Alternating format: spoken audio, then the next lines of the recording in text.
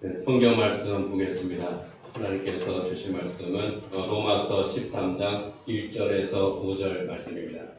로마서 13장 1절에서 5절 말씀 제가 봉독하겠습니다. 각 사람은 위에 있는 권세들에게 복종하라. 권세는 하나님으로부터 나지 않음이 없나니 모든 권세는 다 하나님께서 정하신 바라. 그러므로 권세를 거스르는 자는 하나님의 영을 거스름이니 거스르는 자들은 심판을 자취하리라. 다스리는 자들은 선한 일에 대하여 두려움이 되지 않고 악한 일에 대하여 되나니 내가 권세를 두려워하지 아니하려느냐. 선을 행하라. 그리하면 그에게 칭찬을 받으리라. 그는 하나님의 사역자가 되어 내게 선을 베푸는 자니라. 그러나 내가 악을 행하거든 두려워하라. 그가 공의의 칼을 가지지 아니하였으니 곧 하나님의 사역자가 되어 악을 행하는 자에게 진노하심을 따라 보응하는 자니라. 그러므로 복종하지 아니할 수 없으니 진노 때문에 할 것이 아니라 양심을 따라 할 것이라. 아멘.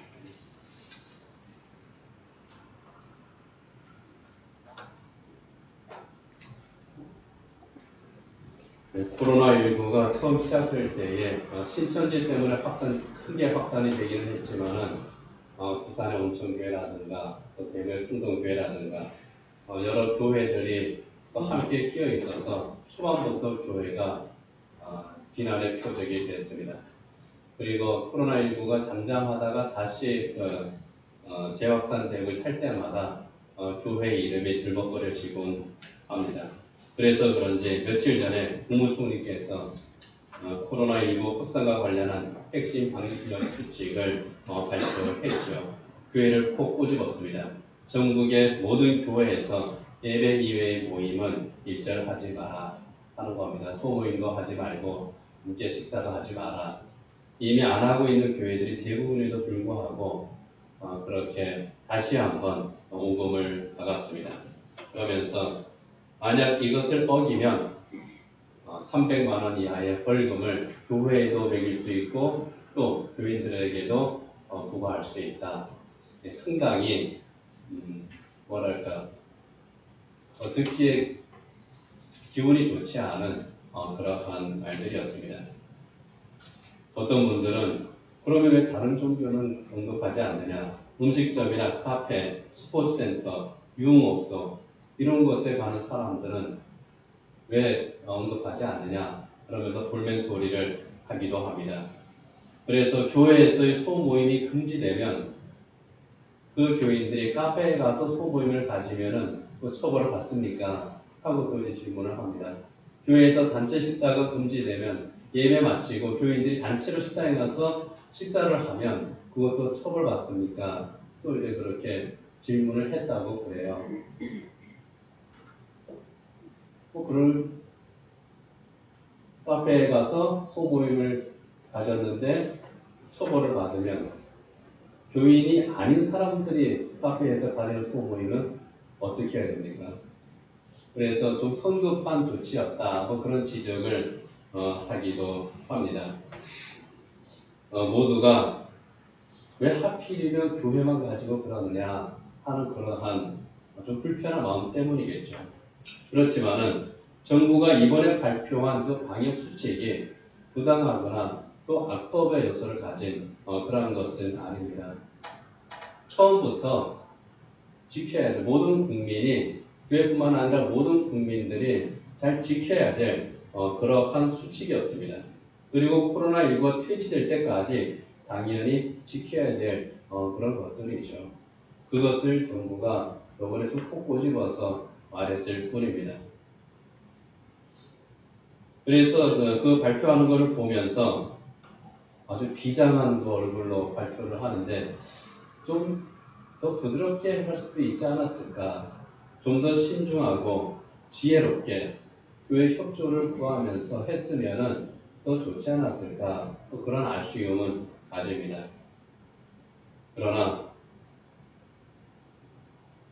예방 수칙을 제대로 지키지 못함으로써 여러 교회가 코로나19 감염에 매개가 된 것, 이거는 사실이죠.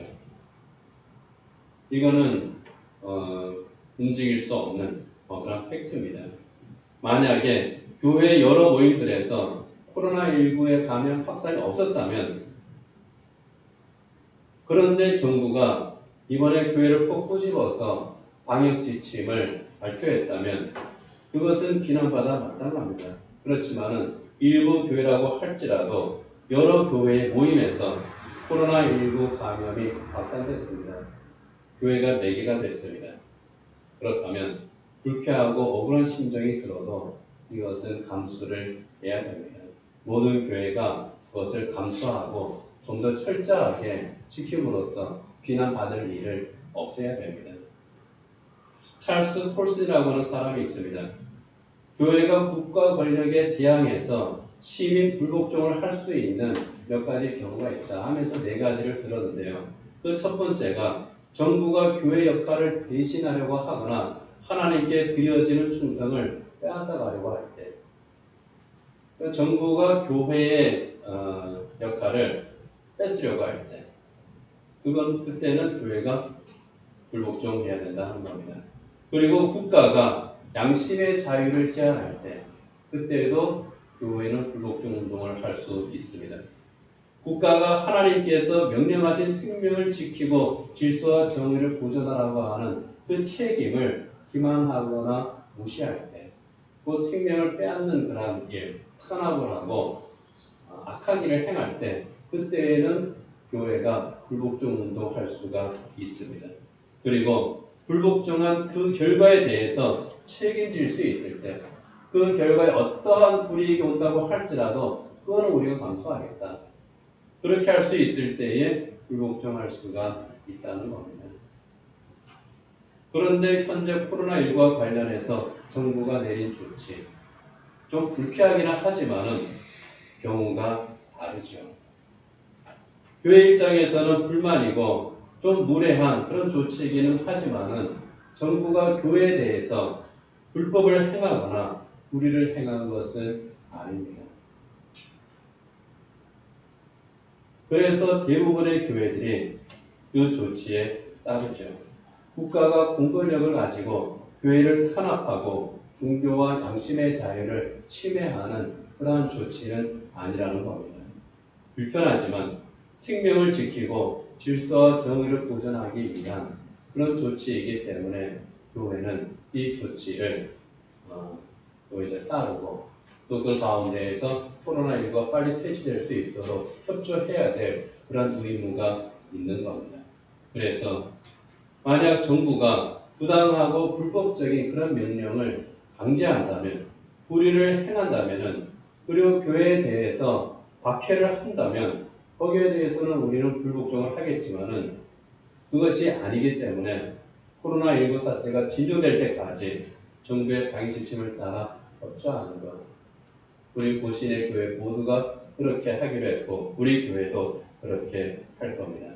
앞으로도 이번 코로나19 사태처럼 국가의 권력이 교회와 또 그리스도인에게 종교의 자유를 어느 정도 제한하거나 불이익을 주는 그런 법이나 조치들을 또 집행할 수가 있겠죠. 그럴 때에 우리는 어떤 기준으로 어떻게 대응해야 될 것인지 그것을 함께 생각해 보기를 원합니다. 오늘 성경 말씀에서는 그것에 대한 원칙을 제시하고 있습니다. 본문 1절에서는 이렇게 말씀하고 있죠. 각 사람은 위에 있는 권세들에게 복종하라. 권세는 하나님으로부터 나지 않음이 없나니 모든 권세는 다 하나님께서 정하신 바라. 각 사람은 위에 있는 권세들에게 복종하라.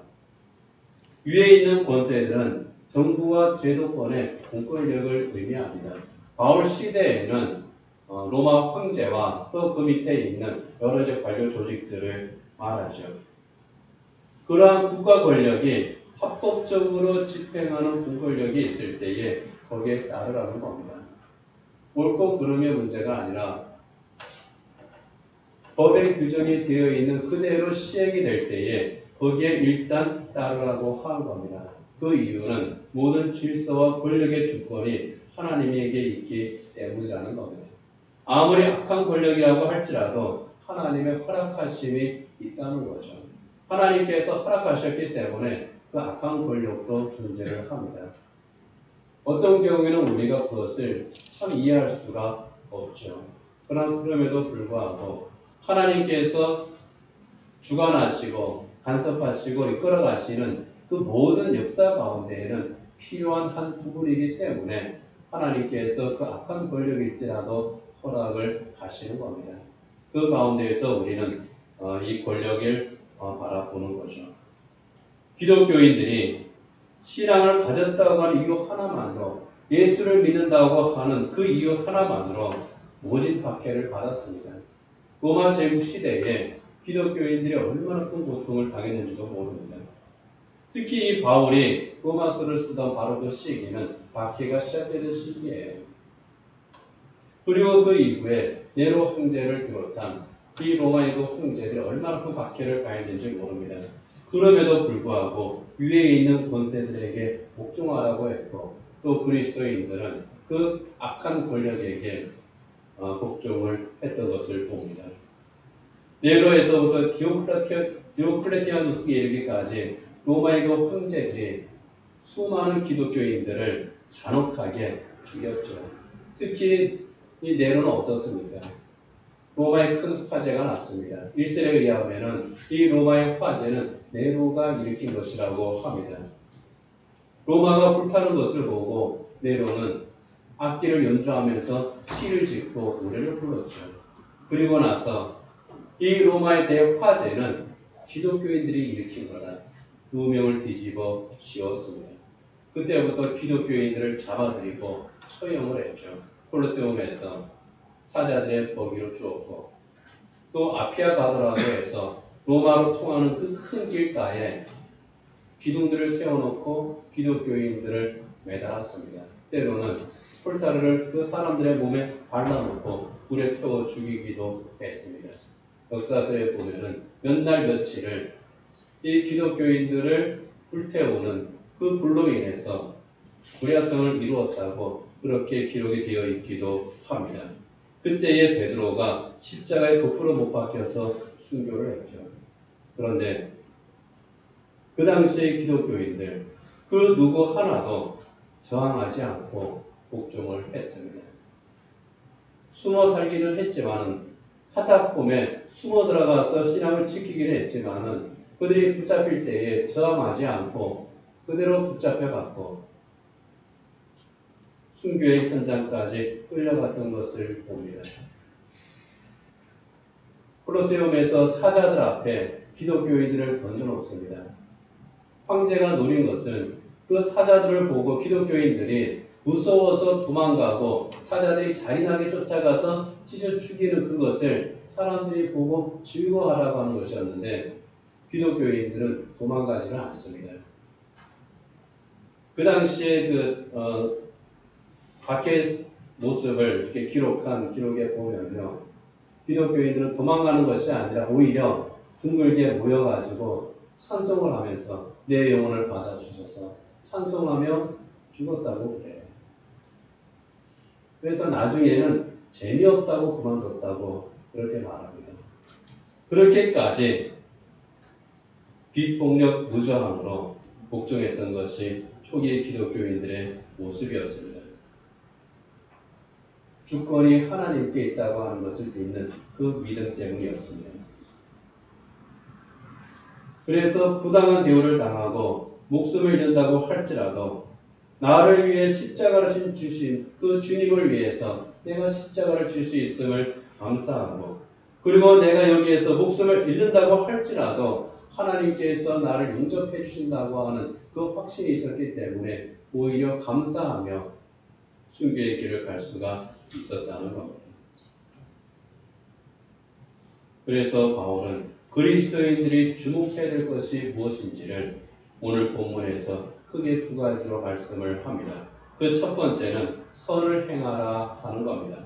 오늘 보면 3절에 보면 다스리는 자들은 선한 일에 대하여 두려움이 되지 않고 악한 일에 대하여 되나니 내가 권세를 두려워하지 아니하려느냐. 선을 행하라. 그리하면 그에게 칭찬을 받으리라.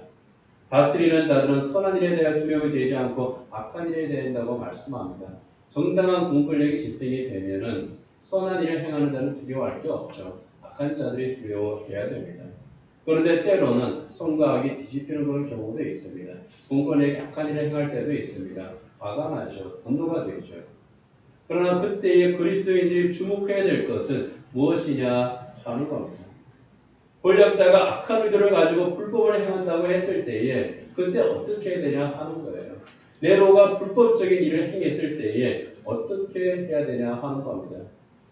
불법에 불법으로 대항하지 말라는 겁니다. 마틴 루터킹 목사님은요, 흑인 인권 운동의 대부입니다.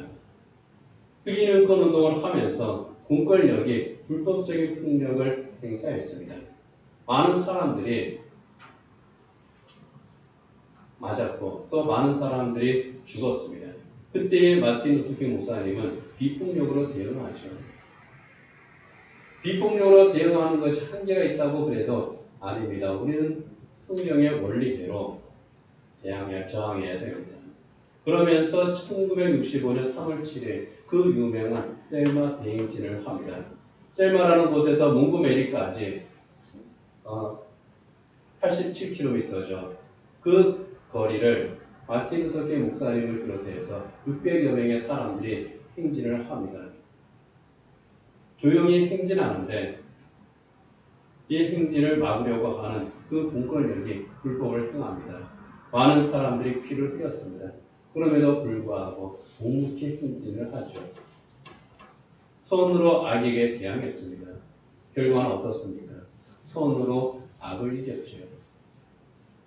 공권력이 불법과 악행을 저지른 것보다 정말 두려워해야 될 것, 그것이 무엇이냐 하는 겁니다. 그것은 그리스도인이 법을 어기고 악을 행하는 겁니다. 4절에서 내가 악을 행하거든 두려워하라. 아주 간단하게 말씀합니다. 내가 악을 행하거든 두려워하라. 권력자가 악을 행하건 선을 행하건 그것에 주목하지 말고 내가 무엇을 행하는지 그것에 주목하라는 겁니다. 내가 선을 행하는지 내가 악을 행하고 있는지 내가 정의를 행하는 것인지 내가 불의를 행하는 것인지 내가 하는 것에 주목하라는 거예요. 그리스도인은 이 세상의 법도 지켜야 되지만 그보다 더 근본적인 법을 지켜야 된다는 겁니다. 바로 하나님의 법이죠. 우리 모든 죄를 대속하신 예수님의 십자가로 우리가 구원받았기 때문에 천국 시민이 되었기 때문에 우리는 천국 시민의 법을 지킵니다. 천국 시민의 법을 지킴으로써 하나님의 선하심과 하나님의 정의를 이루는 것, 이것이 그리스도인의 사명이기 때문입니다. 그래서 그리스도인인 우리는 악을 행하는 자가 아니라 악으로 악을 갚는 자가 아니라 선으로 악을 갚는 자가 되어야 된다 하는 겁니다. 바울은 말합니다. 선을 행하라. 그리하면 다스리는 자에게서 칭찬을 받으리라. 여기에 다스리는 자는 권력자를 말합니다. 때로는 악을 행하는 그러한 공권력일 수도 있습니다. 그러한 자들에게조차 인정을 받으라고 하는 겁니다. 하나님 앞에서뿐만 아니라 이 세상에서도 그리스도인의 선함과 그리스도인의 정의로움을 인정받을 수 있어야 된다 하는 겁니다. 쉽게 말하면 당신은 진짜 예수쟁이야. 이 소리를 들을 수가 있어야 된다는 겁니다. 예수님께서 십자가에 달리셨을 때에 로마 백부장이 이는 진실로 하나님의 아들이었도다. 그렇게 인정하지 않았습니까? 진실로 하나님을 제대로 믿는 선하고 의로운 그리스도인들. 우리가 주목해야 될 부분은 악을 행하는 자들이 아니라 이 세상이 아니라 우리 자신이라고 하는 것. 우리 안에 있는 그리스도의 선함과 의로움을 성취하는 것. 이것이 우리가 주목해야 된다 하는 겁니다. 두 번째는 양심을 따라 행하라 하는 겁니다. 5절에 보면은 그러므로 복종하지 아니할 수 없느니 진노 때문에 할 것이 아니라 양심을 따라 할 것이라. 복종을 하는데 진노 때문에 할 것이 아니라 양심을 따라 할 것이라. 마찬가지죠. 이 자신을 보는 겁니다. 사전에 보면 양심을 이렇게 정의합니다. 사물의 가치를 견별하고 자기 행위에 대하여 옳고 그름과 선과 악의 판단을 내리는 도덕적 의식이다.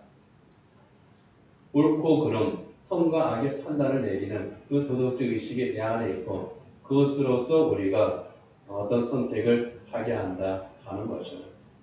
내 안에서 옳은 것, 그른 것, 해야 하는 일, 또 해서는 안 되는 일, 이런 것들을 알려주는 기능을 하는 것이 양심이라는 겁니다. 그래서 해서는 안 되는 일을 하면은 어떻게 됩니까? 양심의 가책을 받죠. 그런데 사람의 양심은 사람이 성장하면서 좀 무뎌지는 것 같아요. 어느 책에서 봤는데 그 미국의 원주민이죠. 아메리칸 인디안 어느 부족에게는 그 양심을 그리라 그러면은 도형으로 그린답니다. 어린아이의 양심은 삼각형, 그리고 어른의 양심은 동그라미. 태어날 때는 태어날 때 가지는 그 삼각형 양심, 끝이 뾰족하잖아요. 나쁜 짓 하거나 잘못된 생각을 하면은 이것이 콕콕콕 양심을 찌른다는 거예요. 이 마음을. 그래서 그 나쁜 짓을 못하게 되는데 시간이 지나면서 이 삼각형의 끝이 무뎌진다는 겁니다. 깎여서 무뎌지게 되고 양심의 벽도 하도 찔리다 보니까 내가 굳은 살이 박혀버려요. 그래서 나중에 양심이 동그래져 가지고 나쁜 짓을 해도 영향을 받지 않는다. 참 그 양심에 대해서 잘 설명한 것 같습니다. 굉장히 양심적이었는데 어느 순간에 그 양심의 가책조차도 잃어버리고 살아가게 되는 그런 경우들을 보게 되죠. 항상 하나님 앞에서 우리는 그러한 날카로운 양심을 가져야 된다는 것을 또 생각을 하게 됩니다. 중국 고사에 천지지지 아지여지라고 하는 그런 성어가 있습니다. 그 유래를 보면은 중국 후한 시대에 양진이라고 하는 사람이 동래군 태수로 임직이 됐습니다. 그 사람한테 왕밀이 찾아왔어요. 오래전부터 알고 있던 사이입니다. 축하하면서 선물을 줍니다. 그런데 말이 선물이지 따지고 보면은 뇌물입니다. 그래서 양진이 나 받을 수 없습니다 말합니다. 이건 오랜 친분이 있었기 때문에 내가 선의로 드리는 선물입니다. 아니다. 당신하고 나하고 오랫동안 친분이 있는 관계였지만 지금 이것을 나에게 주는 것은 뇌물이다. 그러니 내가 받을 수 없다 하고 거절을 합니다. 왕밀이 말합니다. 여기에 내가 온 건 아무도 모릅니다. 당신하고 나 둘밖에 모르는 일입니다. 그랬을 때에 양진이 한 말이 바로 천지, 지지, 아지, 여지 이겁니다. 하늘이 알고 땅이 알고 내가 알고 당신이 아는데 어찌 아무도 모른다고 말하는 거예요. 이게 양심이죠. 그래서 양심을 뜻하는 그 헬라어가 스네이데시스인데 스네하고 데시스 합쳐서 함께 안다. 이 말이 합쳐진 것이 스네이데시스입니다. 함께 안다는 거예요. 내가 알고 네가 알고 내 마음이 알고 내 영혼이 알고 하나님께서 아시는 것. 이게 양심인 겁니다. 거기에 비추어서 생각과 행함에 부끄러움이 없이 사는 것.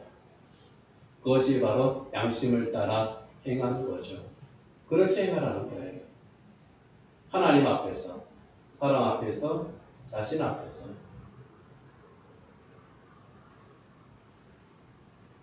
그래서 위대한 종교개혁가인 마틴 루터가 종교 재판을 받게 됐을 때 1521년 4월 16일 보름스 제9의회에 들어가서 그 종교 재판관들 앞에서 최종 변론을 하게 됩니다. 그때 이 루터가 이렇게 말하죠. 나의 양심은 하나님의 말씀에 사로잡혔습니다.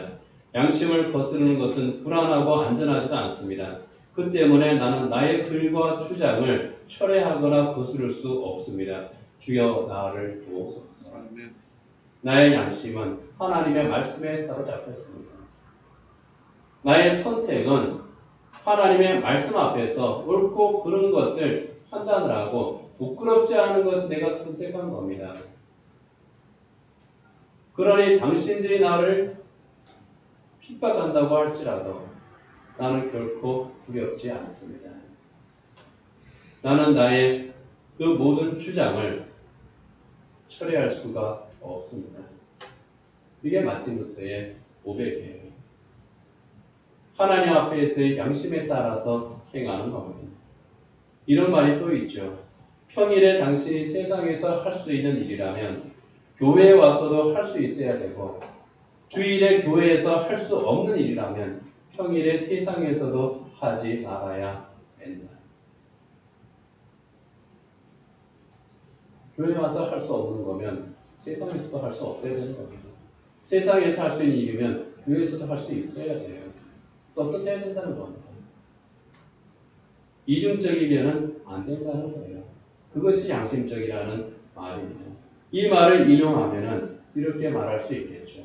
사람들 앞에서 거리낌 없이 할 수 있는 일이라면 하나님 앞에서도 거리낌 없이 할 수 있어야 하고, 하나님 앞에서 할 수 없는 일이라면 사람들 앞에서도 하지 말아야 합니다. 이것이 바로 그리스도인의 양심의 기준이라고 할 수 있을 겁니다. 두려워서 권력에 복종하고 남이 보니까 법을 지키는 것, 그것이 아닙니다. 하나님 앞에 서 있다고 하는 그 의식이 있는 거예요. 포함되어 그 의식으로 나는 하나님 앞에 서 있는 그리스도인이라고 하는 그 의식으로 하나님의 법을 따라서 선을 행하는 겁니다. 그리고 하나님께서 주신 양심에 부끄럽지 않게 법과 사회적 질서를 지키는 거죠. 어쩌면은 지금 이 코로나19 사태는 그리스도인들이 정말 그렇게 살아가고 있느냐 하는 것을 질문하는 하나님의 도구일지도 모르겠습니다. 오늘 우리가 법을 지키고 또 방역 지침들을 따릅니다. 교회 예배와 모임에 여러 가지 제한이 있음에도 불구하고 그것을 따릅니다. 그러나 그러한 것들이 그리스도의 신앙의 자유를 침해하는 것이 아니기 때문에, 사회의 안전과 질서를 위한 것이기 때문에 우리는 거기에 협조를 합니다. 말씀드린 것처럼 그렇게 협조할 때에, 그렇게 복종할 때에 우리가 주목해야 될 것이 무엇이냐 하는 거예요. 저 사람들이 우리에게 부당한 명령을 내리고 있다. 왜 교회에 대해서만 그렇게 말하느냐? 왜 우리를 이렇게 기분 나쁘게 하느냐? 왜 그렇게 무례를 행하느냐? 물론 무례한 면이 있습니다. 불쾌하기도 합니다. 저도 기분 나빠요. 그렇지만 우리가 정말 주목해야 될 것은 그게 아니라는 겁니다. 역사 이래로 교회는 언제나 핍박을 당했고 언제나 오해를 당했습니다. 어떻게 보면 지금 이 시대야말로 교회가 굉장한 존중을 받는 그러한 시대입니다. 그렇게 발표를 하면서도 나름대로 교회에 대해서 조심스러워하고 또 배려하지 않습니다. 지금처럼 교회가 존중을 받는 그런 시대는 사실상 없었습니다. 그렇기 때문에 우리가 거기에 대해서 화를 낼 것이 아니라 지금까지 존중을 받아왔으면 오히려 감사해야 되고, 이러한 것을 통해서 우리 스스로를 돌아보게 하신 그 하나님의 뜻을 또 우리가 헤아릴 수 있어야 됩니다. 우리가 주목해야 될 것은 그들이 아니라, 또 이 세상의 악이 아니라, 불평등이 아니라 그리스도인으로서 우리의 자리입니다. 우리는 과연 선합니다. 우리의 선함입니다. 세상의 불의가 아니라 그리스도인이 지켜야 될 정의, 이것을 우리가 주목을 해야 된다는 겁니다. 그래서 잠시 동안의 불편함에 불평하는 것이 아니라 더욱더 힘써서 방역 지침을 준수하는 것이 또 교회와 그리스도인들이 해야 될 일이라는 겁니다. 분명히 말씀을 드립니다. 그리스도인이 해야 될 것은 악을 보는 것이 아니라 더욱더 선을 행하는 거죠. 선을 행함으로써 잃어버린 사회적인 신뢰를 회복하는 겁니다. 선으로서 악을 정복하는 거죠. 초대교회, 그 로마의 그리스도인들이 그 모진 박해에도 불구하고 선으로서 악을 대했을 때에 300년의 핍박의 그 기간이 지나고 어떻게 됩니까? 그리스도의 복음으로, 그리스도의 사랑으로 로마를 정복하지 않았습니까? 세상의 불법과 불의로는 교회를 박해할 수 있습니다. 그러나 그 박해를 당할 때에도, 그 불의 앞에 우리가 서게 될 때에도 이 세상이 선함과 정의로는 그리스도인을 인정할 수 있도록 해야 된다는 겁니다. 제가 존경하는 그 김창국 교수님이 이 세상의 불의 때문에 수험을 당하고 고난을 당할 때 그분이 고문을 당했을 그때에도 참 그 선으로 그들을 대하셨다고 그래요. 때리면은 그래도 교수님인데 그냥 모욕을 주고 때리고 하면 화가 나잖아요. 비인격적인 대우를 당하면은 억울하고 분노하잖아요. 그런데 이분은 오히려 그들을 인격적으로 대하셨다고 그래요. 그 고난을 당하고 다시 이제 복직하셔서 그 강의실에 이제 들어와가지고 또 자기가 이제 그 당하셨던 그 얘기를 이렇게 말씀을 하시는데 어떻게 그런 일을 당하시면서도 그렇게 견디실 수가 있었을까? 그리고 나서 한참 뒤에요. 이 김창훈 교수님을 고문했던 그 사람이 김창훈 교수님을 찾아왔습니다. 그리고 사죄했어요. 그러면서 내가 수많은 사람을 잡아들이고 고문을 했지만 당신 같은 분은 없었습니다. 그 인격에 자기가 감화됐고 자기는 그 짐을 항상 그 마음에 짐을 지고 있었다고 하면서 나와서 용서를 이제 구했습니다. 그 김장 교수님이 이제 돌아가시고 나서 돌아가시기 전이네요. 이제 모여서 작은 행사를 할 때 그 이야기를 전해 들었습니다. 이게 그리스도인이에요. 그리스도인의 선한 양심을 따라서 그 악이 괴롭힌다고 할지라도 하나님의 선하심으로 대하고 하나님의 정의를 이루는 것. 그래서 하나님께 영광을 돌리는 것. 이것이 그리스도인의 삶의 자리라고 하는 겁니다. 세상 속에 사는 그리스도인으로서 그리스도인의 양심에 따라 부끄러움이 없는 삶을 살아가는 것. 이것이 이 시대의 그리스도인이 되어야 될 줄 믿습니다. 그렇게 할 때에 그리스도인의 그리스도인다움이 회복이 되며 현대 교회가 잃어버린 하나님의 영광 되찾을 수 있을 줄 믿습니다. 아멘. 기도하겠습니다. 하나님 아버지, 지금 이 불편한 시대에 교회와 기독교에 대해서 무례한 시대에 저희들이 어떻게 대응을 해야 될지 하나님의 말씀을 통해서 살펴봅니다. 하나님, 우리가 주목해야 될 것은 악이 아니라 이 세상의 악이 아니라 하나님의 선하심인 줄 압니다. 이 세상에 불이익이 아니라 그리스도인의 선한 양심해야 될 줄 믿습니다. 그리할 때에 우리가 선으로 악을 대하고 선으로 악을 정복하고 정의로 불의를 이길 때에 그리스도인을 통해서 하나님의 선하시고 오르신 뜻이 선포되고 그곳에 구원의 역사가 일어나며 하나님의 영광이 회복될 줄 믿습니다. 교회와 그리스도인들이 잃어버린 하나님의 영광을 되찾는 그러한 시기, 그러한 시간들이 될 수 있게 하여 주시옵소서. 그리스도인인 저희들을 통하여서